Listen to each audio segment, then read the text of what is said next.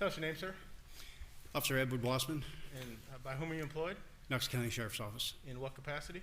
I'm a digital forensic examiner. And if you would, describe to the members of the jury what that entails.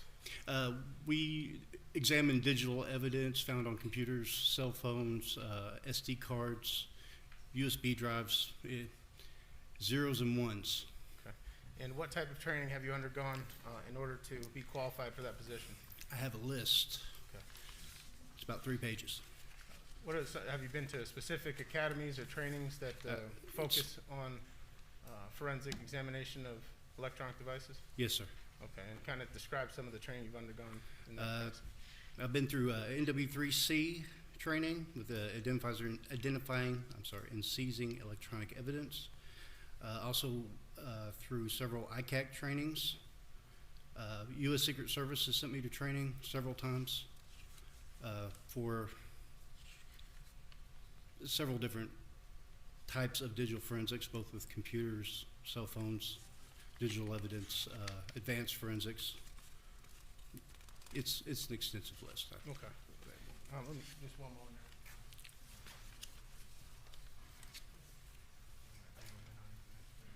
And sir, I want to talk to you, well, first of all, how long have you been employed with the Sheriff's Department? Since 2003, Okay. May 5th, 2003. And how long of your career, in terms of years, have been dedicated to forensic work? Since 2011. And I want to talk to you about 2016, November. Did you have cause to respond to 11434 Golden View Lane here in Knox County? Yes, sir. I was contacted to respond to that address. I want to think it was about 10 o'clock that evening. Okay. And what was the basis of your response, sir? What was the date? The basis of you responding. Why did you go there? I'm sorry, I couldn't understand. Why did you go to the address? Oh, I was told that there was a laptop on the bed that needed to be recovered. Okay. And did you in fact recover a laptop from a bed? Yes, it was. It was a Surface Pro that was found in the center bedroom at the upstairs level. And did the Surface Pro have any attachments that were attached to it when you arrived on scene? When I arrived, there was one hard drive attached to the USB port on the side, on the left side of it.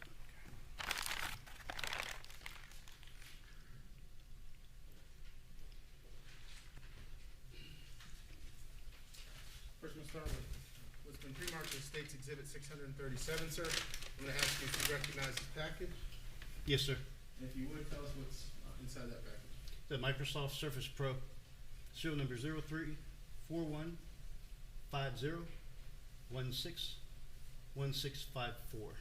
And based on your investigation, is that the same Microsoft Surface Pro that you took from a middle bedroom in the upstairs as you described it? Yes, sir.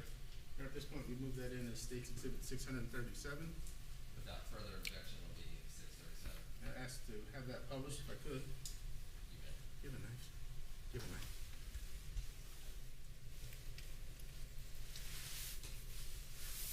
You got it. Sir.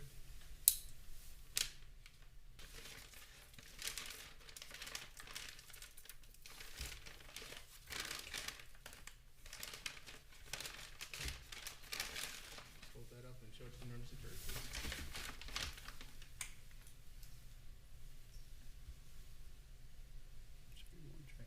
Sir. You mentioned that at the time you took possession of that laptop, it had a device attached to it. What was that, sir? This is a black passport hard drive, USB. Was it black, sir? I believe so, if memory serves. You want to refer to your notes? I would have to at that point.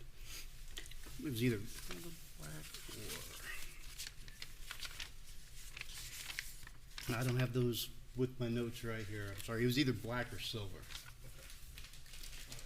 I'm going to hand you what's been pre-marked as State's Exhibit 638, sir, and ask you if you recognize that.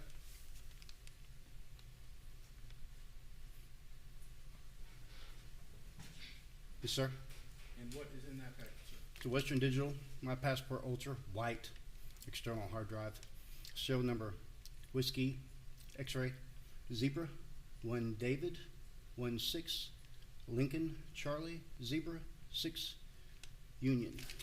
Did that refresh your memory, excuse me, as to what color the drive was? Yes, yes, sir. At this point, Your Honor, we'd move that in as State's Exhibit 638. Without further objection, will be six thirty-eight. Again, folks, at this point, 637, 638 are the physical objects, the Surface Pro itself and the hard drive. At this point, you have not heard any electronic data from those. So when you're looking at 637, 638, you can only look at the object itself. You can't plug them up and see what the contents are. And if you put that back in the bag for me.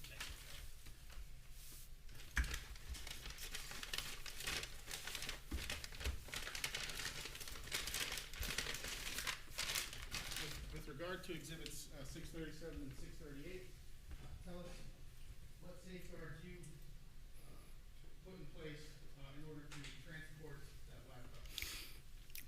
When I arrived on the scene, the concern was who the laptop belonged to. It was running, it was unlocked, sitting in the middle of the bed. From looking at the laptop, I immediately noticed an application running at the bottom right-hand corner near the time in a place we call the sys tray. It's S-Y-S-T-R-A-Y, sys tray. And it was a Samsung application. I hovered the mouse over that application, and it showed me a Gmail address that was connected to that application. And the Gmail address was joelguy00@gmail.com. Did you physically take possession of the laptop at that point? Sir? Did you physically take possession of the laptop at that point? Yes, sir. And before you collected other things, did you want to keep the laptop on? We noticed that the laptop was running BitLocker on the hard drive. And if you would explain to the jury what BitLocker is, what does that mean to you as a forensic technician who deals with electronics? BitLocker is a Microsoft security tool that keeps anyone that doesn't know a password to the BitLocker encryption from looking at the hard drive. So effectively, if I don't know the password to that BitLocker encryption, I cannot look at the hard drive. And this, at the point we saw it on the bed, it was unlocked, which means I could look at the hard drive at that time. But if the computer restarted or if the hard drive was disconnected, I would no longer be able to see the data on the drive without the password. So it was very critical to us to keep the hard drive and computer running and stable, get it back to the lab to await extraction. And when you say to await extraction, explain what you mean by that, sir. We started the extraction on the laptop and the hard drive, and during that process, the computer restarted. It blue screened. If you've heard of blue screen of death, it got an error which caused the computer to restart. When it rebooted, the computer was challenging for a password or facial recognition, and the hard drive was bit locked. There was no way to look at the data on that drive So without the BitLocker password. Okay, so based on the computer being bit locked without a password, were you ever able to conduct a forensic examination on the Microsoft Surface Pro? We have not been able to bypass that security as of yet. And did you also collect a desktop computer from 11434 Golden View Lane? Yes, sir. That was a few days later. We returned back to collect additional items, and the desktop was part of those additional items I collected. And where was the desktop computer located within the residence? It was downstairs in the den, adjacent to or on the side of the family room area. Okay. And If you walk into the family room, it was on the right side in the corner. Okay. Was it operational and was it on or? It was powered off at the time.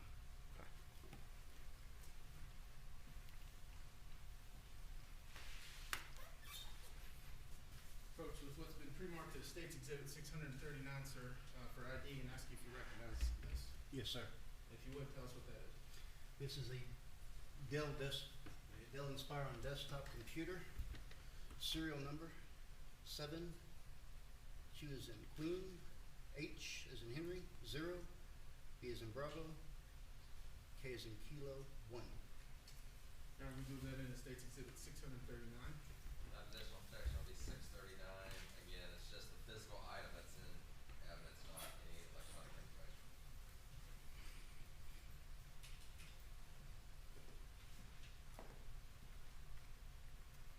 regard to Exhibit 639, the Dell desktop computer, were you able to bring that back to the property unit, sir? Yes, sir. And were you able to ultimately conduct a forensic examination on that computer? Yes, I was. We performed a bit-by-bit extraction on the hard drive. And did you find anything on the computer close in time to? It makes an entry about that USB drive with information about the USB component, drive, camera, phone, whatever it might be that plugs into it. And all of these had this entry put into the registry at the same time. Okay. There was a Google search discovered for sodium percarbonate on 11/27/2016 at 8:05 a.m. Eastern Time. Following up on that, my investigation, I discovered sodium percarbonate is the active ingredient in OxyClean. And again, that was November the 27th? 11/27/2016, yes, sir, at 8:05 a.m. Eastern Standard. Okay. And any other relevant information that you uncovered on the desktop computer? Then discovered on 11/27/2016 at 10:49 a.m. Eastern Time. Capital One artifacts were discovered in the history, the browser history. Deposit transfer confirmation, deposit transfer validation, account summary, services login, and online banking Capital One 360. Okay. All these artifacts were found again at 11/27/2016 at 10:49 a.m. And November the 27th? Sir.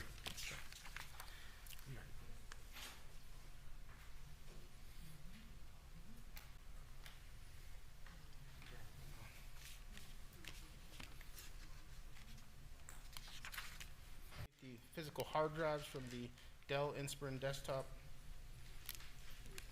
Yes, sir. I collected a lot of different drives and different loose items from that address. Okay. If I may approach you. First, show you what's been treated as State's Exhibit 640, sir, for identification, and ask you if you can identify that package. This is a Dell Inspiron.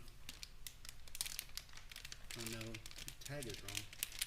I'm afraid this is a Fujitsu hard drive. That was something that you prosecuted from 11434 building ago? I believe it was in a laptop, if I remember correctly, if memory serves. Okay. Yes, sir, it was, see here, it was in a laptop computer. If memory serves, it was found in the laptop computer in the den inside of a laptop bag.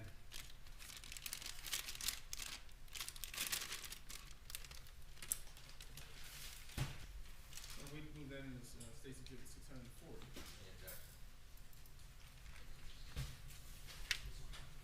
First, sir, I'm going to approach and show you what's been previously entered into evidence as State's Exhibit 474, and ask you if you recognize that package, sir. It was a Samsung Galaxy S5 cell phone.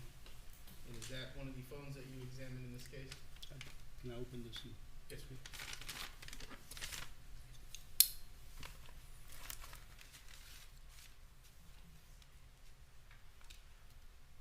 Yes, sir, I recognize this. Okay, and did you give that a title in your investigation? Yes, sir, we labeled it evidence number PD02, portable device 2. And if you could put that back in the jar. Sure.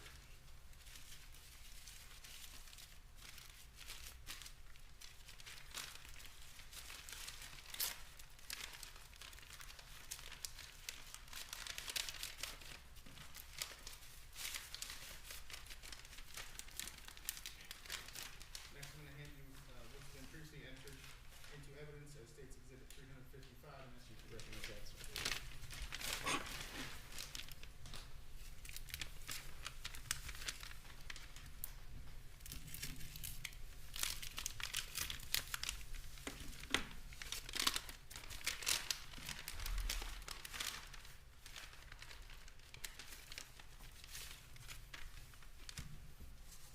Yes, sir. And what is that? This is a Samsung cell phone with pink case. And is that one of the devices that you conducted a forensic examination on? Yes, it is. Please put that back. Labeled this PD01.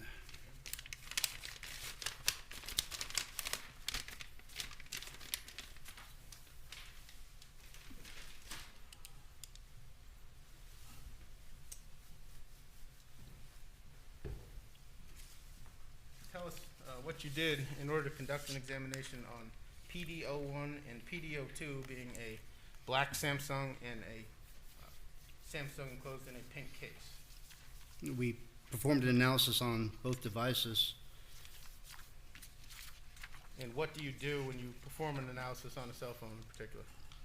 We have several different methods that we use. In this method, we utilized a physical examination.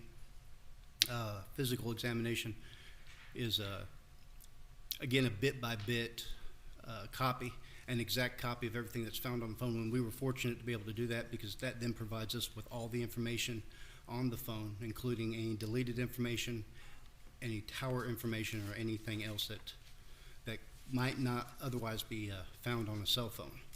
Okay, so starting with PD01, did you find anything relevant close in time to November the 28th, 2016?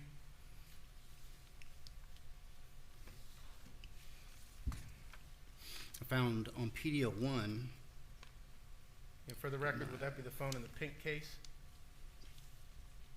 one with the pink case.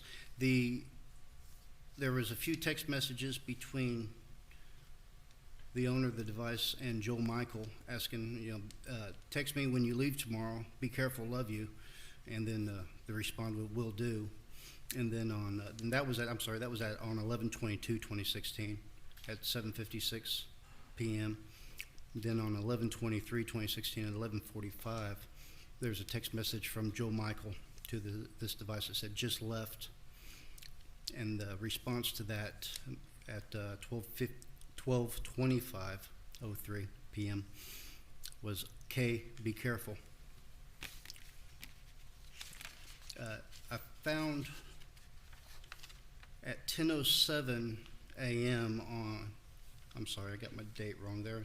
On 11/25/2016 at 4:03, the last visited website on that device. After that time, no more websites were looked at in the web history. And again, this is the phone with the pink case. This is the one with the pink case, correct? Okay. And the last website visit was on the 25th? Yes, 11:25 And at with- 4:03 p.m. Also on 11:25 at 5:12 p.m. Eastern Standard was the last tower update where the phone had spoke to the tower, and that was every time a tower changes, the phone had a log of those changes. That last tower update was at on 11/25/2016 at 5:12. Okay. Now, with regard to PD2 being the Samsung Galaxy in the black case, did you find anything relevant on or near November 28th, 2016?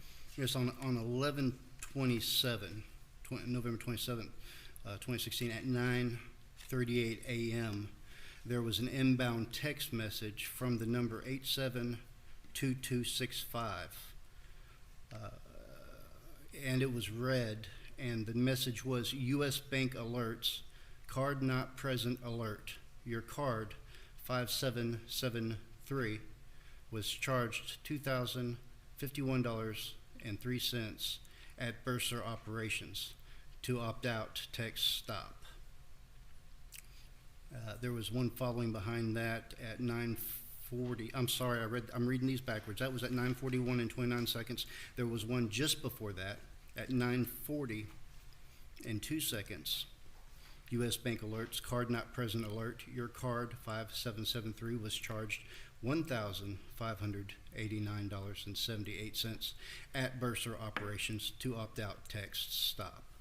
And then just before that one, on 11/27/2016 at 9:38 and 26 seconds a.m., there was a red text message that said, U.S. Bank Alerts Card Not Present Alert. Your card 5773 was charged $1,025 at Bursar Operations to opt out text stop.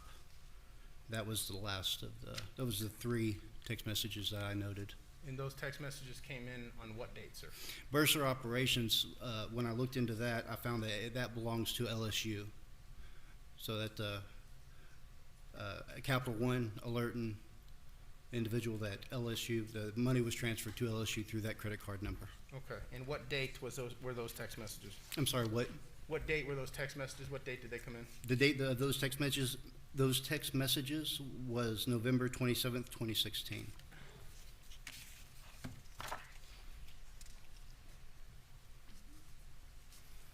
I'll pass the witness, Sean.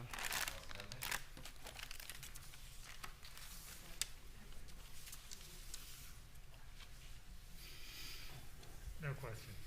Thank you, sir. You may step down. There you go. Thank you, Your Honor.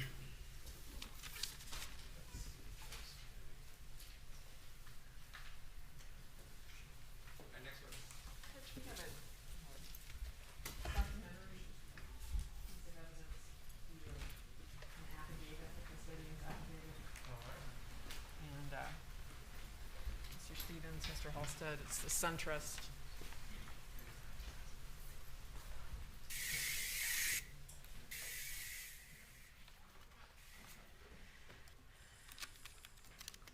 Did you need that? Did you forget that? So, Your Honor, please, this is a business records affidavit from Deborah Rogers, who's the custodian of records for SunTrust Bank. And this affidavit concerns the account of, the account holder named Lisa Guy. It references the account number, and there are a one-page account statement for a transaction made on November the 28th, 2016, check card purchase, transfer date 11/27/2016, Submeter 1 LLC, 022557657577, Louisiana, in the amount of a withdrawal or debit for $3,090, again on November the 27th, 2016. And we would submit this as our next. Any further objections? Nothing beyond what we've already done with the affidavit. Very well. All right, folks, the court is now going to receive into evidence Exhibit 641, which has an affidavit from the custodian of the records indicating what they purport it to be. So that is evidence you may consider as well. All right, next item for witness. Call this year's Jeremy McCord. Please raise your right hand. Do you solemnly swear or affirm the testimony about to give in the case now on trial will be the truth, the whole truth, and nothing but the truth, so help you God? I swear. Please have a seat, okay? As you receive, you may remove your mask.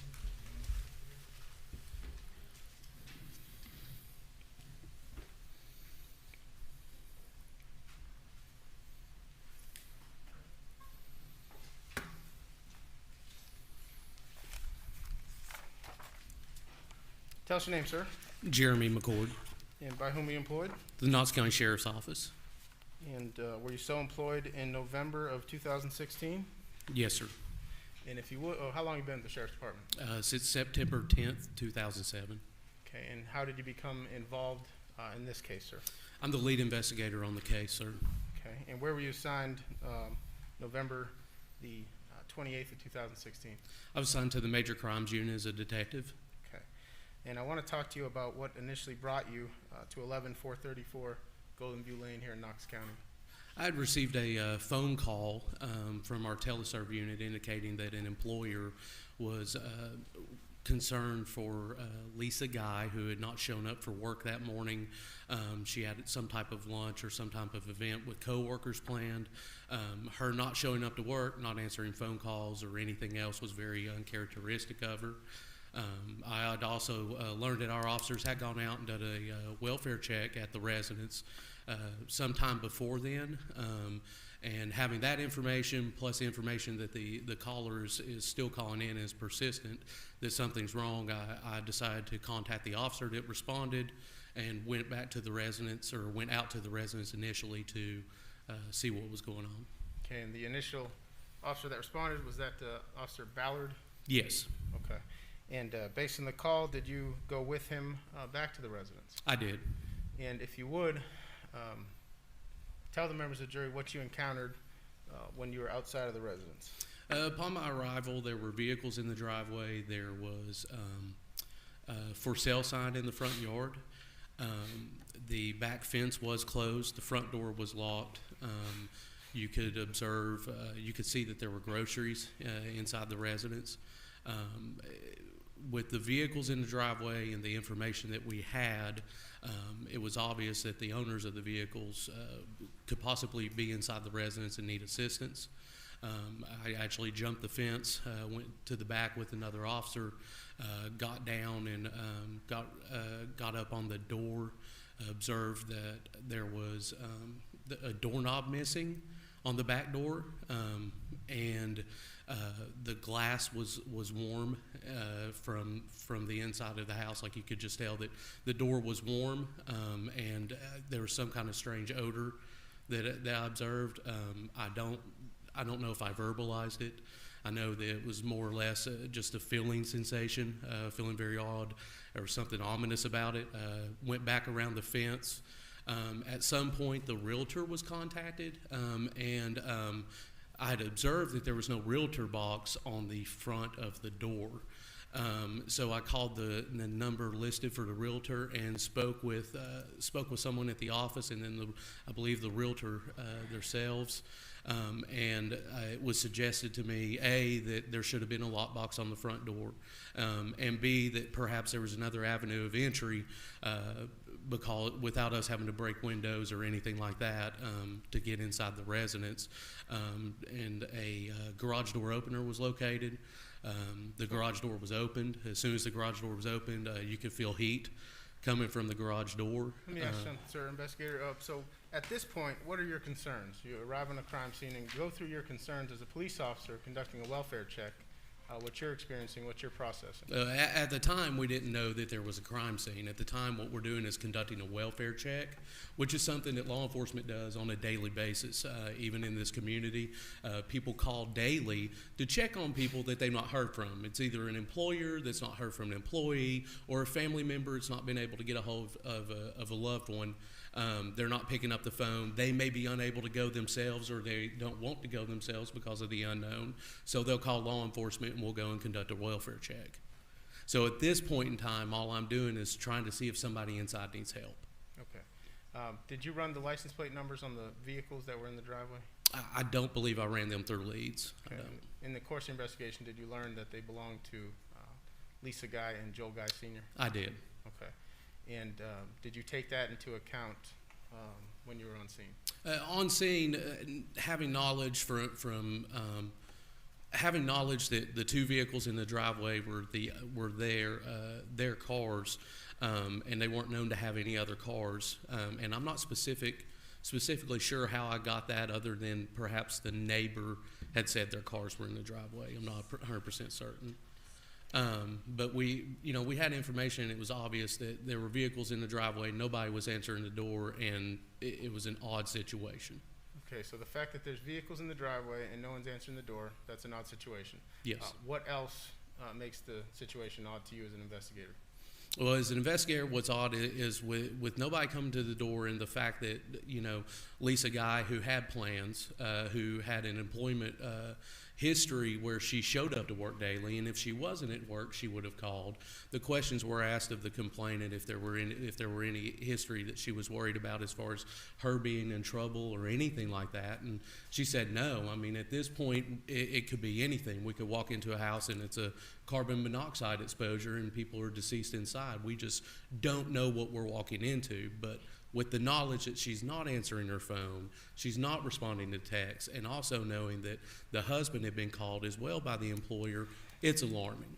Okay, so we have the cars that were alarming to you, the fact that Miss Lisa Guy is not at the residence. Correct. She's supposed to be at work.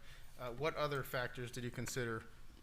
Well, Let's the front doorknob was it was obviously not matching the deadbolt. Most doors have doorknobs and deadbolts that match, and with the lack of the realtor box and the realtor telling me, hey, there should be a realtor box on there, that's just another factor that we consider in, you know, a circumstance where something has gone wrong and we need to go in and check it out, make sure nobody needs help. Okay, so in addition to the front doorknob, when you go around to the rear of the residence, is there other factors that alarm you as an investigator? Well, the back door was missing the doorknob as well. The back doorknob, it appeared that it was the same color as what was on the front door, if that makes any sense. It's like you took the back doorknob off, you put the front doorknob, put it on the front door, and somehow removed that lockbox.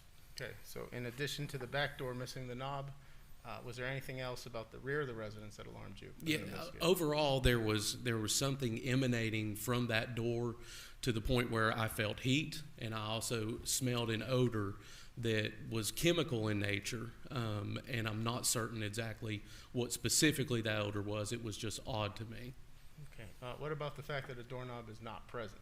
That, as I said earlier, that doorknob is removed, and it is apparent that that doorknob is on the front door. Okay, and when you went back with Investigator Ballard, did you physically see the groceries inside the front door? You could actually see the groceries from the back door looking through the doorknob as well, so you could tell that there's groceries in what appears to be the front foyer of the residence. Okay, and taking all these factors into account, did you ultimately make a decision to enter the residence? I did, to conduct a welfare check. And do you recall how you or the people, investigators or officers you were with, made entry into the garage? The garage door was open, and we stacked up, and I was making announcements that we were law enforcement. Let me back you up for just a moment. When you say the garage door was open, did law enforcement open that garage door? Yes, law enforcement opened the garage door, and then we went in and went to the door that led from the garage into the residence. Okay, and how did law enforcement open that door? I believe I pushed that door open. I believe it was just kind of pushed too.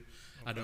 I don't even know if I touched the doorknob. I just pushed on the door, made entry, and upon walking inside, you know, immediately being hit with odor and heat, very extreme heat. And backing up even further, how was the garage door open? That's what I'm getting at, sir. Oh, my apologies. That's okay. The garage door, there was a garage door opener located in one of the vehicles, and I believe in reviewing everything that one of the other officers may have opened that garage door, Okay. pushed the button. Okay. So once in the garage, the entry to the garage door into the residence is opened by you. Yes. Was it locked? No. Okay. And once you're in the residence, describe kind of what you're perceiving, what's going on to you as an investigator. Overall, when you enter, you don't want to stand in a doorway for an extended period of time because you have people behind you. So you want to try and get in and see what the layout is to determine where to go next when you're clearing the residence. The entire time we're making announcements, we're hit with heat. We're hit, and again with this strange odor. There is a pot on the stove, a large pot that you can tell that the stove is on. The stovetop and the oven are on because of all the heat coming from that area, and it's very odd. And as we're going through the house, we're making announcements. We're moving forward and progressing through the downstairs of the residence, and we observe several things to include the lockbox for the front door of the And, you know, residence. let me kind of slow you down a little bit. You talk fast just naturally, but Roger that. we're going to go through room by room and just Okay. kind of go through what you're perceiving as an officer. But let me even back up even further. When you open the garage, do you feel that heat that you're describing? Yes. Is that present in the garage? It is. Okay, so starting in the room that is directly through the garage door, it's Mhm. like a living room. Tell us what you observe in that room, and then we'll move on to different rooms. Well, initially, when you go through the garage door, it's like an eat-in kitchen. And right there, you've got on the table, you've got what appears to be a purse, a couple wallets that are out, and there's items on the floor that, you know, are, there's bottles and other items on the floor. Now, are those items on the floor? Do those alert you in any way? It's odd. I mean, there's just there's stuff in the middle of the floor at an entryway. So you're wondering if somebody's had a medical event after they've carried in groceries. You know, we just don't know. So we see these items. We're feeling the heat. The stove's on. The oven's on. We're going through, and as I go into what would be the living room, Let's stick in that room first. Okay. When you described 2 wallets present on the table, did that alarm you in any way? Yes, I mean, most people when they leave their residence, in my experience, have their wallet on them, and to have 2 wallets, one male, one female, and for us to have the knowledge that Lisa and Joel Guy resided there by themselves, to see 2 wallets there and nobody answering the door, it's alarming. Okay, now sticking to the table in the same room where the wallets are, is there anything else present on that table, sir? There are other items on that table. Specifically, I know that I believe there was a hammer on the table and a cell phone, I believe, on the table. Was there a doorknob on the table? Excuse me? Was there a doorknob on the table? I don't know if it was on that table or on the dining room table in the formal dining, Okay, because there were doorknob pieces on the formal dining room table. okay. So we've gone through the table, we're into the residence. To the right is the kitchen. Let's move on to the kitchen, sir. And just walking through the kitchen slowly, tell us what you observe in the kitchen. To the right was the stove that appeared to be on with the pot on it, and at the time we didn't know what was in it. And continuing through, Did you see any pill bottles in the kitchen? there would have been, yes. The issue is when going through the house, we swept it twice. So on the first entry, I would have gone totally straight in, and somebody else would have gone through the kitchen, and we would have met in the middle. Okay. So my testimony of seeing what would be in there would have been upon the second entry and further investigation. Okay. I wouldn't have seen that first. So thing. you went straight, someone else covered the kitchen on the initial entry. Correct, and then we would go down just to make sure that if something happens, that we're not going to hurt ourselves or anything, and we're clearing it safely, and then we make it through. You know, all I really observed was there was what appeared to be feces in the floor of the living room. Okay. I believe that's a living room den type area. Where that fireplace was. There's a fireplace in the wall. There was feces there. I observed that. I remember that. And then I went straight through. Do you recall whether or not any heaters upon your initial entry were on? I don't know if the heater downstairs was on or not. I know it was hot downstairs. I don't know what position it was in when I'm going through and clearing it. Okay. So after the dining room there, or excuse me, after the kind of living room, kind of the dining room next, is that fair to say? Yes, we would. I would have gone through the foyer.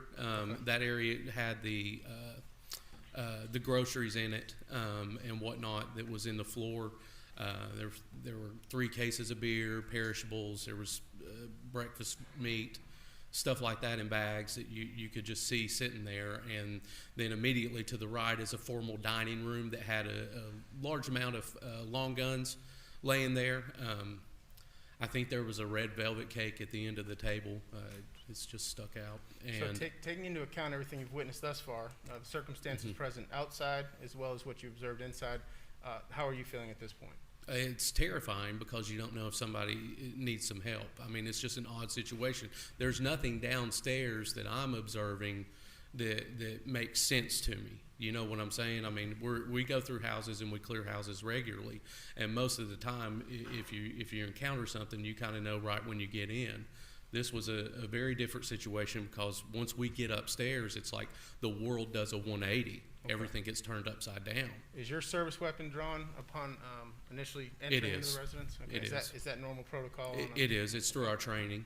Okay, so now we are at the foyer. You mentioned seeing groceries that were Yes. left there with perishables in them, or in the bags. Yes. The fact that there's groceries with perishables in the bags, did that alarm you as a law enforcement officer? It did. It's obvious that somebody started a task and they've not finished it. Most people put their groceries up when they get home, especially the items that need to go into a refrigerator or freezer. Okay. So at that point, do you decide to go up the stairwell, sir? I do, and I take point and begin going up the stairs. And when you say you take point, describe what you mean by that. I get in front of everybody and start clearing the stairwell to try and get an eyeball of what's above us, to see if there's anybody that's obviously in duress, and to make sure there's nobody in there that's going to hurt us. During this time, there's a dog that's barking, and the dog will bark and bark and bark, and then the dog stops barking. That was odd to me. Most dogs, when they bark and you're in their territory, they continue barking. This dog was stopping. He was kind of whimpering at times. Okay, and are you simultaneously identifying yourself or attempting to identify I am. yourself? Okay. So you made it to the stairs, sir. Does anything change once you reach about halfway up the stairwell? Once you come up the first set of steps, you're able to go up like 3 steps, and you can see down the hallway. You get a purview of that, and immediately when I turned, the stairwell is Let's when stay you're on the stairwell. Excuse me for cutting you off. It's important that we get in every detail. But on the stairwell, is there anything present on the walls or railings that alarms you as a law enforcement? There is. There's reddish brown staining that's consistent with blood staining that I've observed at other crime scenes. Okay.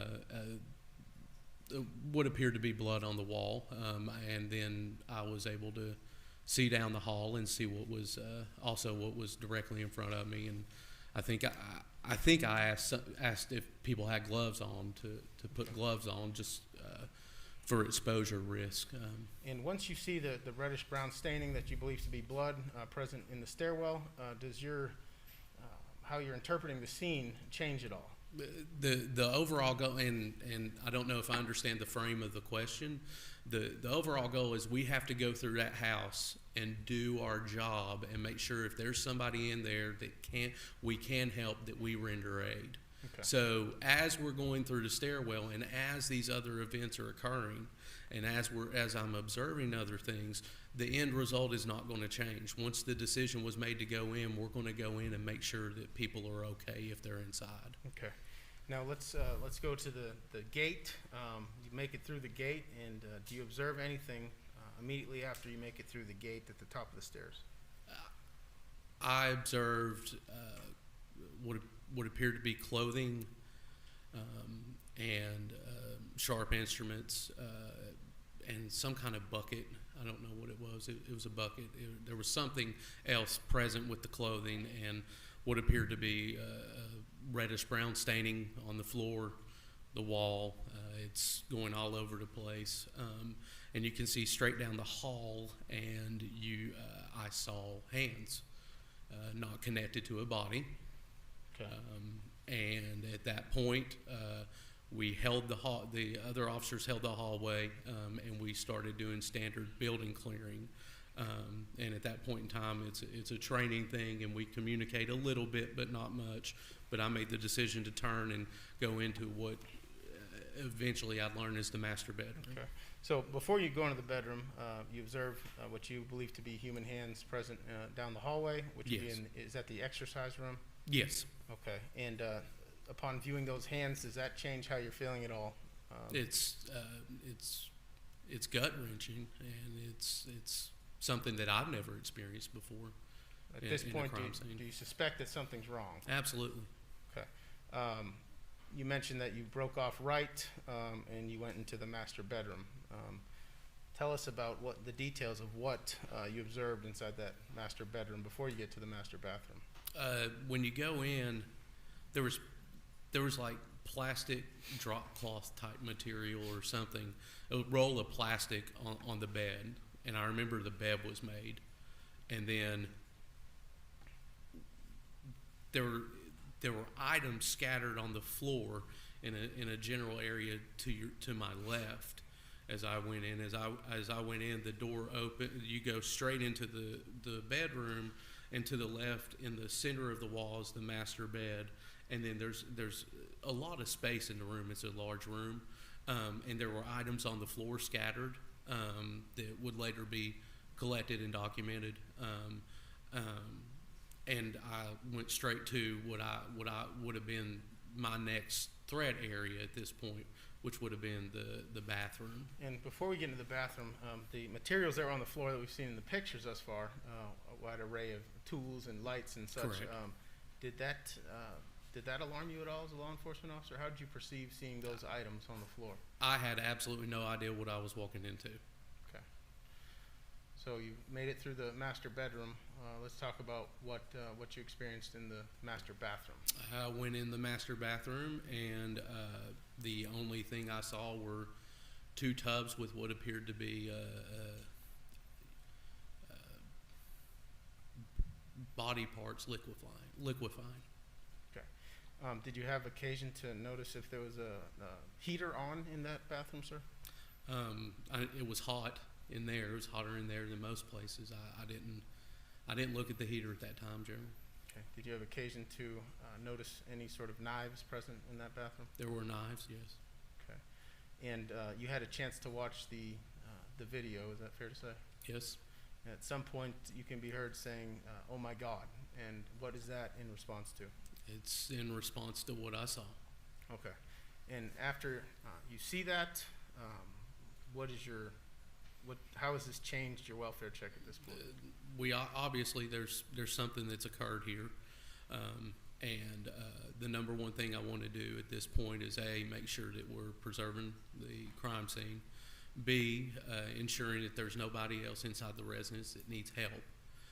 So in doing so, we had to clear the rest of the residence, and then I notified my supervision and started crime scene and the regional forensic center and all that. Okay. So once you instruct folks to back out at some point after you make your observation in the master bathroom? I didn't. It was shocking. Yes, I Okay. did. And this is after you've observed what you believe to be human hands in the exercise room? Yes. Okay. And did you retreat the same way that you entered into the residence? Yes. The number one goal is when you determine that when it's obvious a crime is committed, you try and have one way in and one way out so that you can maintain as much integrity of a crime scene as you can. It's good to designate points of entry and points of exit. And it was most advantageous for us to go out the way we came. Okay. And did you clear every room in the residence at that point, or No. did you leave some uncleared? We left some unclear. Where the dog was located actually turned out to be the laundry room, and out of an abundance of caution, I made sure that we had enough personnel to safely clear the room. Again, we didn't know what it was. We didn't know where the room was or what was in that room. We didn't know if somebody was in there. And upon getting enough people there, we made sure that there wasn't anybody, and there wasn't. We got the dog out, and somebody helped him.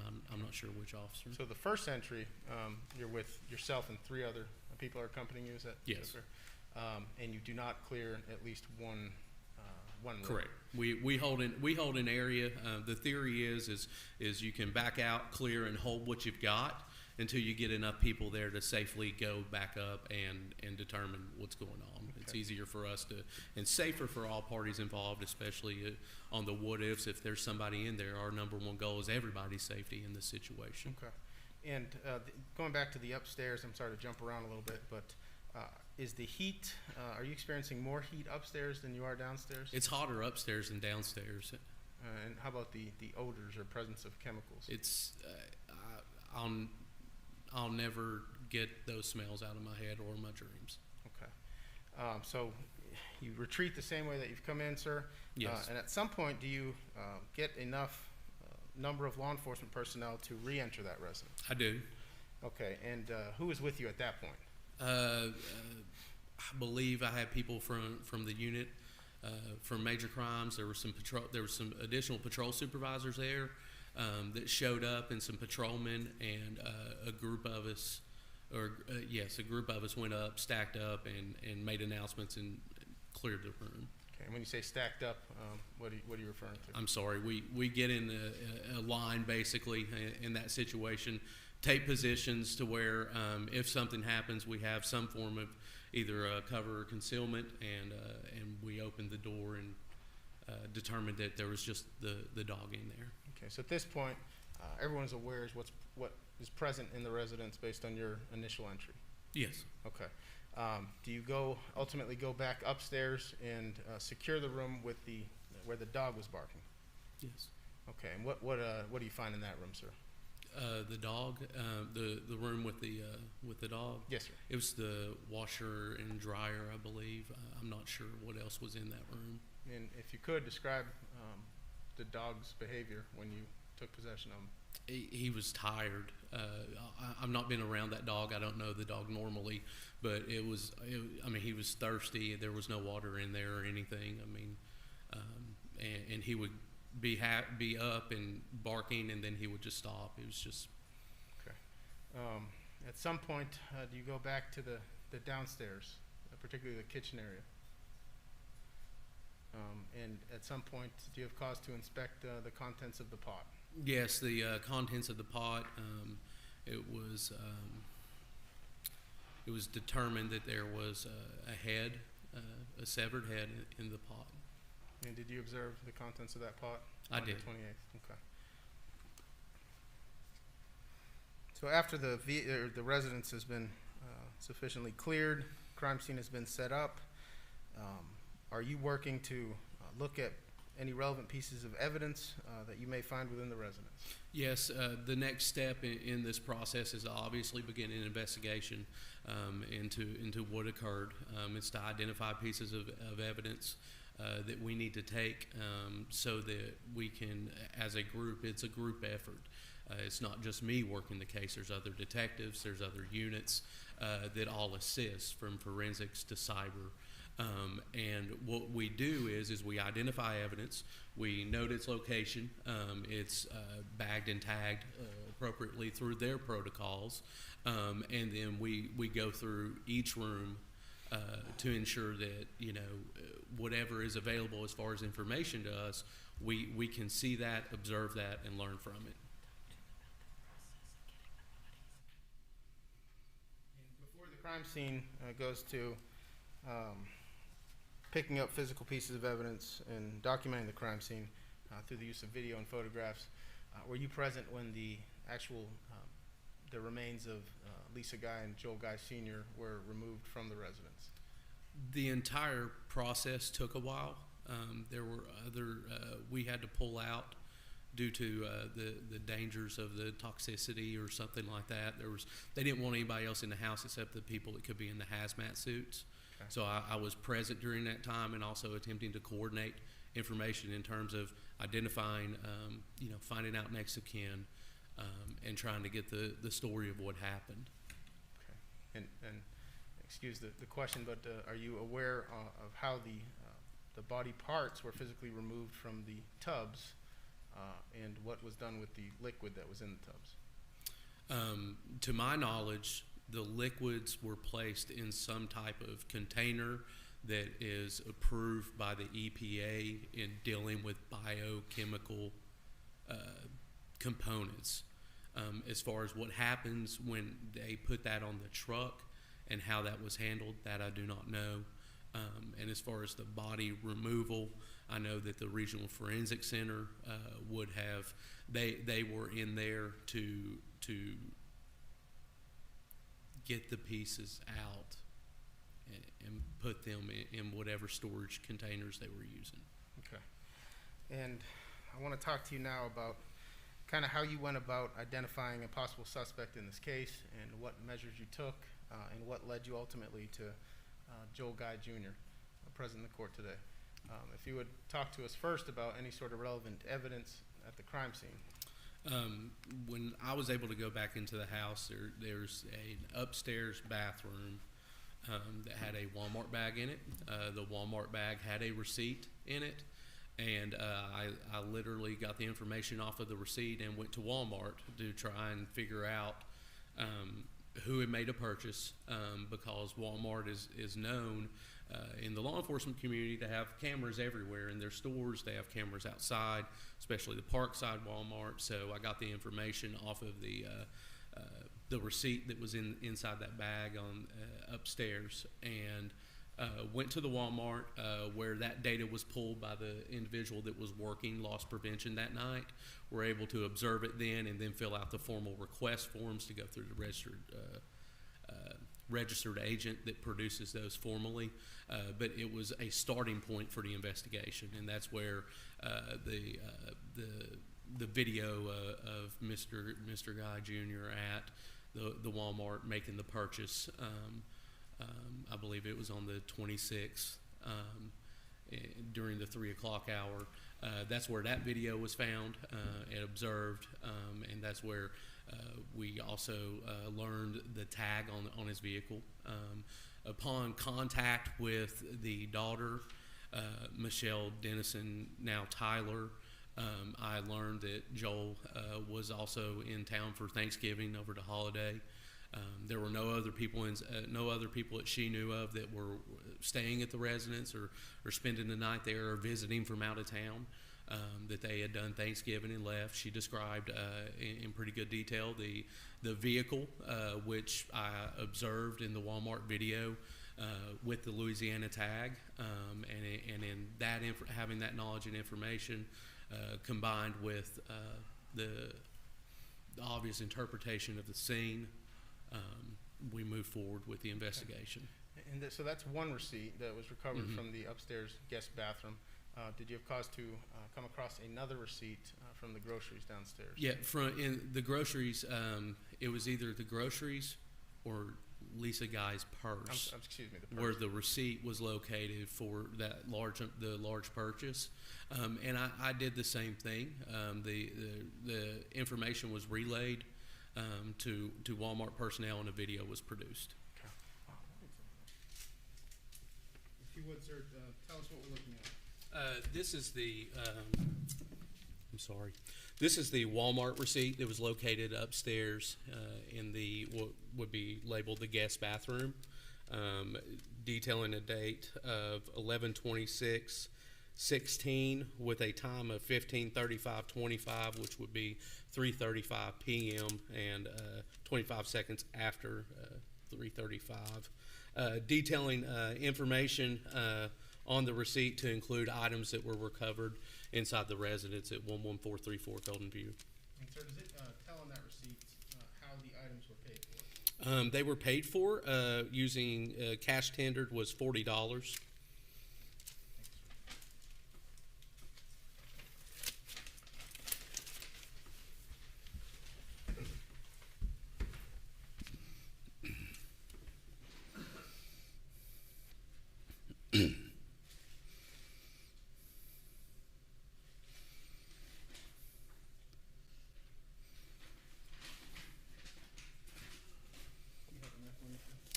No, sir. Your Honor.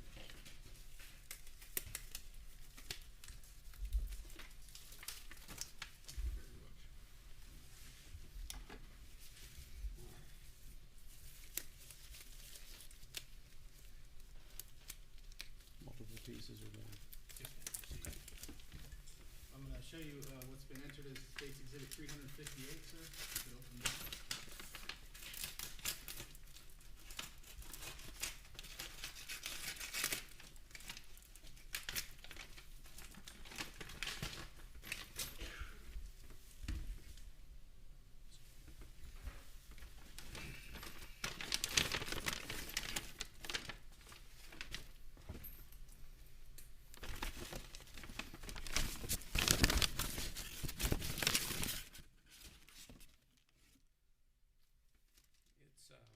The purse collected from 11434 Golden View.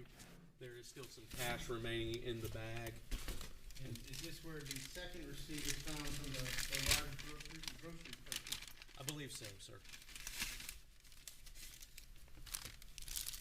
Were there also receipts found for PetSmart on the same day? Yes, there were. Referring first to the Walmart receipt, sir, if you could tell us the identifiers to that date regarding the transaction. The transaction occurred, it's at the bottom of the receipt. It was, this one is an older receipt. This is November 12th, 2016. This is a receipt that she had in there. And here's one from November 26, 2016 at 12:18, 18 minutes after noon at the 10,900 Parkside Drive, Walmart, detailing the items purchased are consistent with what was observed and documented at the Golden View address in the foyer.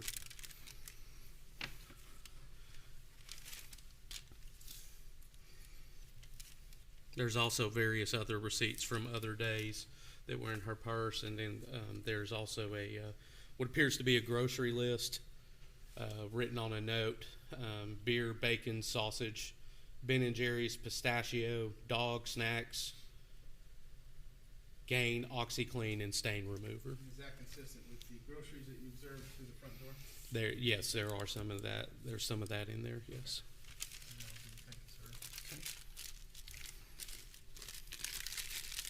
We left off about looking into 2 Walmart receipts that you received from the residents at 11434 Golden View Lane, one for a transaction with Lisa Guy at 1218, and one for a transaction with an unidentified male at this point at 3:35 p.m. Is that correct? Correct. And have you had a chance to review those videos prior to testifying today? Yes.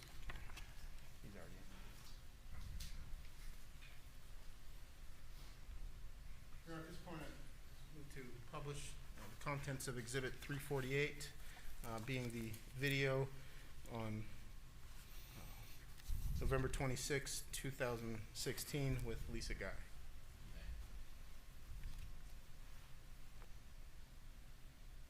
Investigating record, direct your attention to the board there. Is this the same video that you observed on the 26th of November 2016? It's the same video from the 26th, yes. And looking at the contents of the shopping cart, are those consistent with the items that were found in the interior of the front door? Yes, sir, as well as the receipt located in her purse. And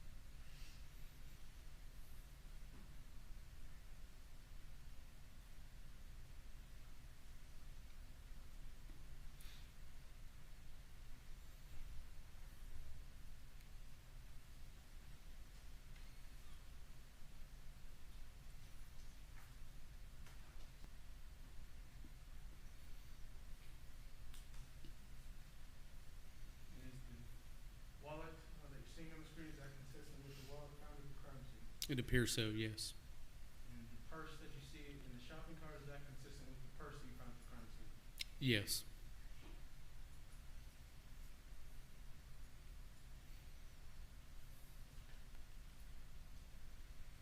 And the physical clothing that this guy is wearing, are those consistent with the clothing that were found on top of the stairs?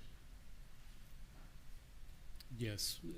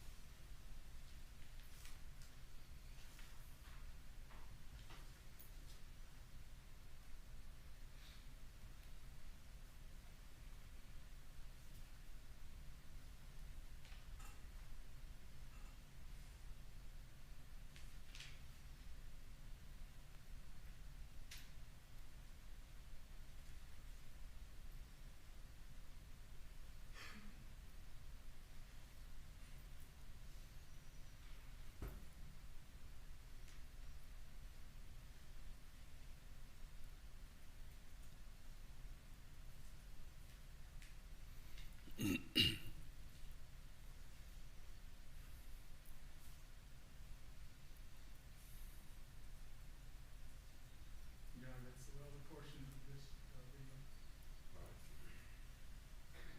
Did you also obtain video of Miss Lisa Guy exiting the store on 26th of November 2016? Yes, following that transaction that we just saw.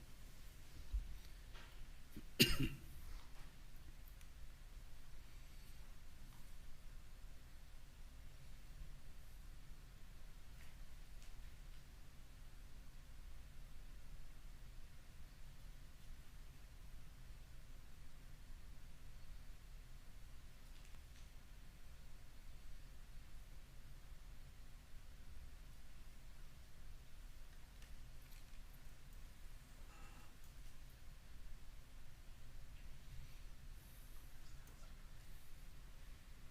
I'd like to go through what's been previously entered as State's Exhibit 349, sir. That's the video of, at this point, an unknown individual on November the 26th, 2016. Your Honor, if I could publish that.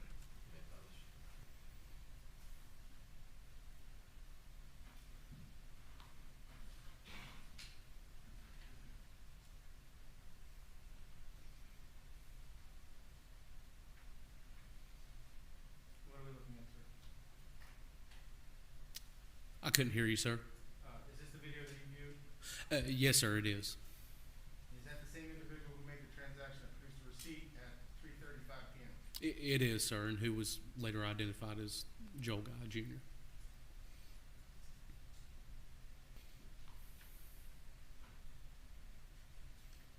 And what is the individual who was later identified as Joe Guy Jr. doing in this portion of the video? He's going through the pharmacy, the sections labeled pharmacy, pain, and nicotine section for their camera purposes, and he's in the first aid section. And yes,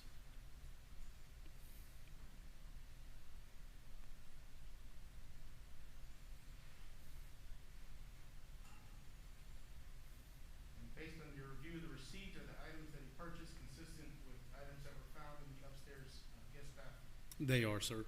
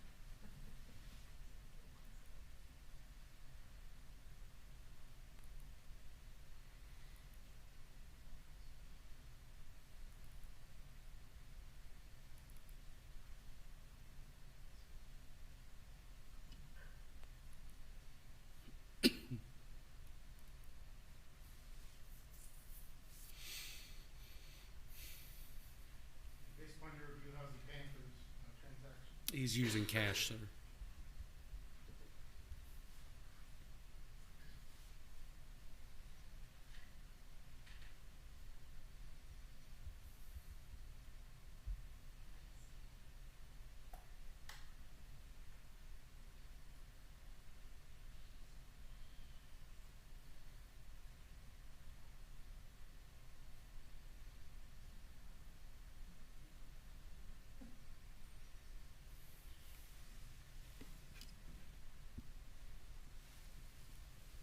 Did you have the occasion to observe Mr. Guy's hands while he was in the store?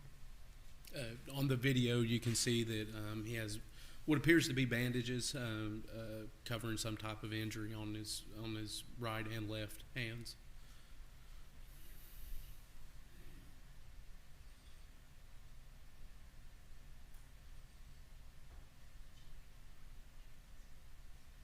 And that appears to that is him exiting the store with the one bag in a buggy.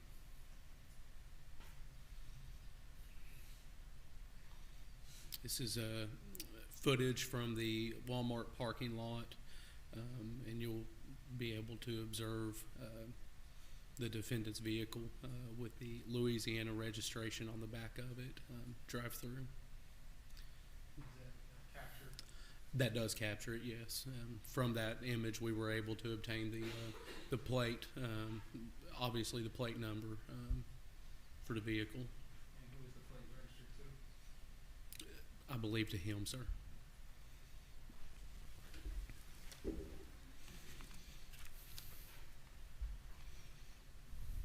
No, this is previously been in the States Exhibit 340.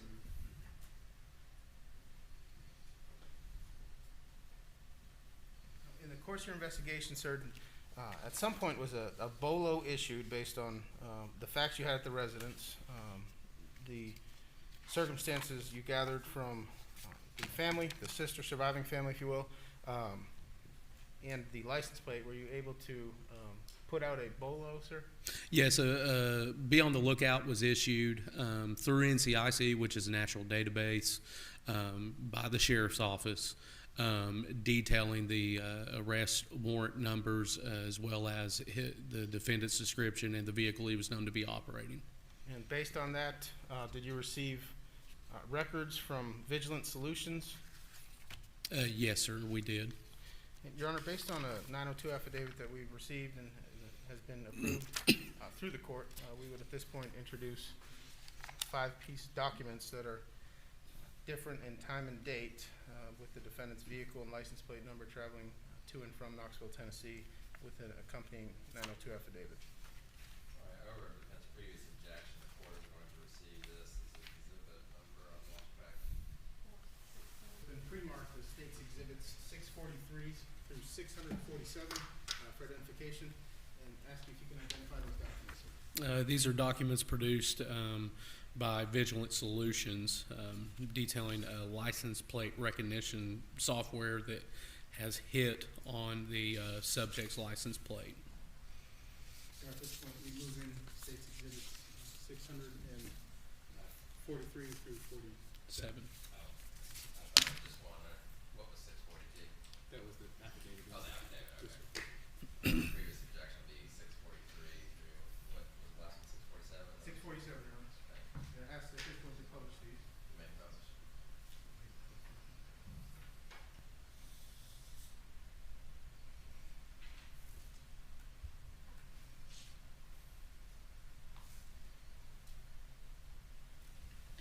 First exhibit, sir. Yes, sir. What's the date on this, this license plate capture? The capture is in the top right corner. It says vehicle spotted, and it's going to be for November 29th, 2016 at 7:34 a.m. Central Time. And the nearest address, sir? I-59, and I cannot actually see that writing. In Pachuta. Is that better, sir? Yes. And what state? Missouri, I believe? Mississippi. Mississippi? Yes, sorry.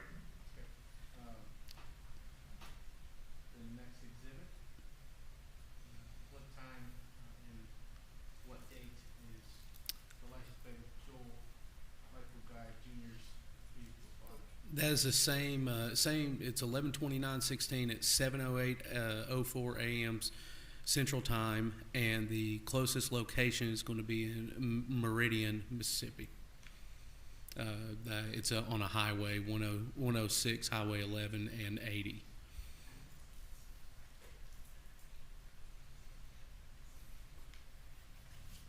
And the next time, the vehicle registered to Joe Michael Guy Jr. was spotted?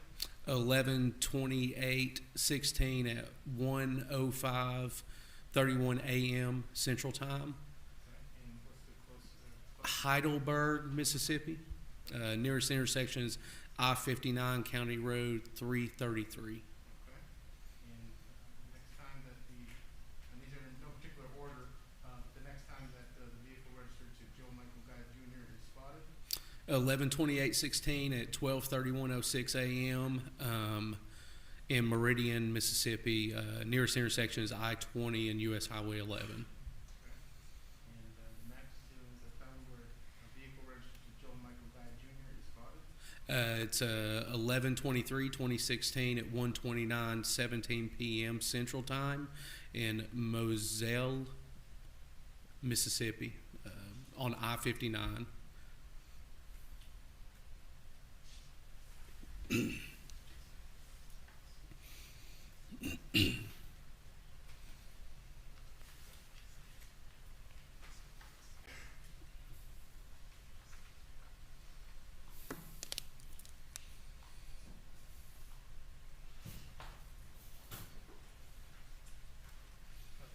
28th is the first day the Knox County Sheriff's Office responded to 11434 Golden View Lane. Is that correct?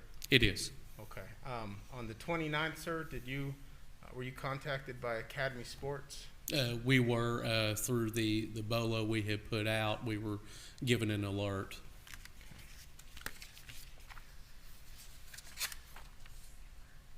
And what was the basis of the alert, sir? Basis of the alert was an attempted firearms purchase at an Academy Sports. Okay. And by whom, sir? Joel Michael Guy Jr.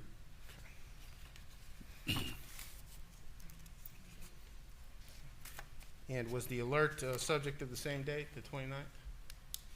I believe, I would have to reference that. I believe so, though. I believe we got it fairly quick.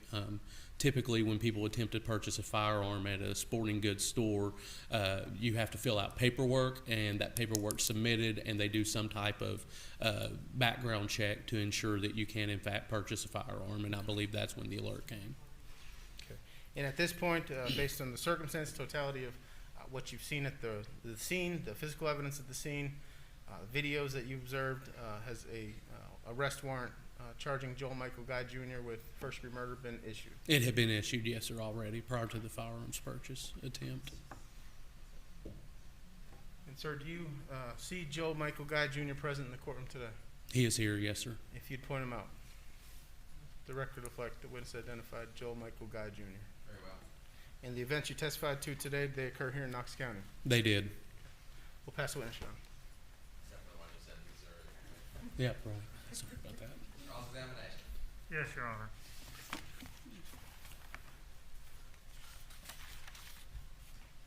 Now, you mentioned something about the lockbox, the Realtor lockbox. Are you familiar with them, how they're taken off and put on? I know typically that the Realtor will place that on, and there's some type of, depending on the type of box, there'll be a code or something to where somebody who can lawfully enter, or that would have access to a residence while it's for sale, can open that box, obtain a key to the residence, and enter the residence. Now, going back to when you first arrived at the residence and went to the back door, Yes, sir. chemical smells can indicate to an officer danger, right? They can indicate several things, yes, sir. But one of them would be danger. Yes, sir. For example, a meth lab could be explosive, literally. It did not smell like a meth lab. No, but still, chemicals can be explosive in general. Yes, sir. And you could not identify what this chemical smell was. Correct. Okay. So, additionally, breathing in unknown chemicals can hurt your lung and throat area, right? It can. Okay. So usually as an officer, you would have to take precautions where you smell chemicals, right? Sir, I would not have masked up or anything to go in per se. In a perfect world, I would have the materials for that, but I'm not equipped with that, and we take risks on a daily basis. Okay. But at the back door, as you kind of noted in your direct, you did not say anything about the chemical smell I did not. or about the heat. No, I didn't. I don't believe I did. But you, in addition to yourself, you also had a couple other officers, 3, I guess, who were going in with you, right? Yes, sir. But you didn't alert them to the chemical smell. No, sir.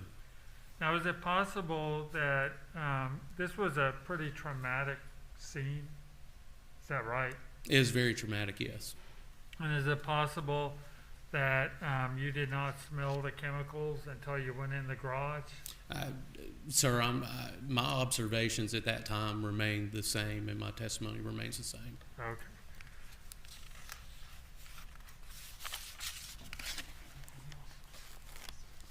That's all. Peter, Thank right? No further on. Thank you, investigator. Thank you, sir. I'm sorry, can you step down? All right, folks, it is now 5 o'clock, a few minutes after. Thank you for overtime. I appreciate your work. We've got a lot accomplished today.